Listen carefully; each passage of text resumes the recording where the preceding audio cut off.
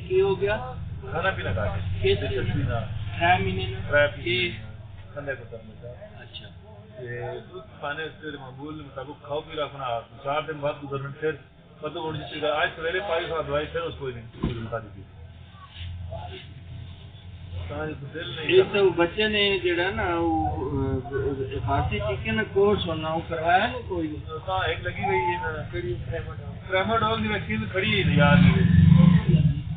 तकरीबन 2 महीने हो गए मुकम्मल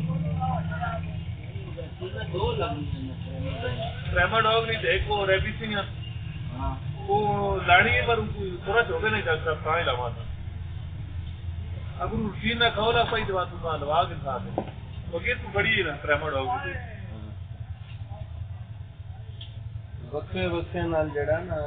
कम से कम 4 वैक्सीन होनी महीने ने वक्फे नहीं उनका कितना का फर्क हुई ट्रेमाडोल लाई वो तो असर रखनी लेकिन उसने महीने बाद दोबारा लगनी बूस्टर डोज ना अच्छा बूस्टर डोज दोबारा नहीं लाई है ना वो महीने बाद बूस्टर डोज लगनी फिर रेबिसिन लगनी है फिर उसके महीने के बाद जड़ा वो लगना नहीं है यूरिक एसिड ये 4 वैक्सीन कोर्स नहीं अगर होता एग्जैक्ट आग लगा तो नहीं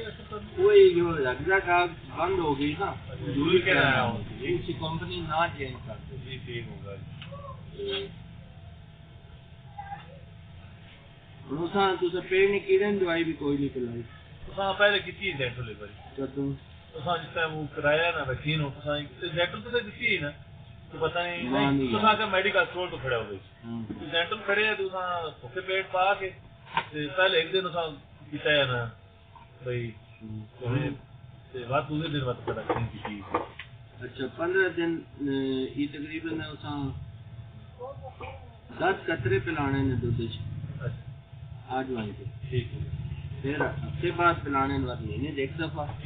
हाँ जी कीड़े नहीं ना हाँ जी ये ढक्कन सुबह शाम देखिए सारा कतरे जी ये डिवर्मिंग है उसमें ठीक है जी ये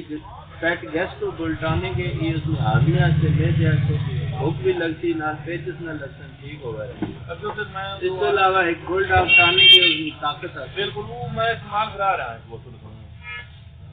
ठीक क्योंकि एक साबी बोतल नहीं जो हाजमे चाम डंगरा चेहरा से पता वो भी मैडम सही है वो नहीं डंगरा वाली बकरी होनी कुत्ता नहीं अलग अच्छा कुत्ता ना अलग होना मतलब जानवर अलग 250 रुपये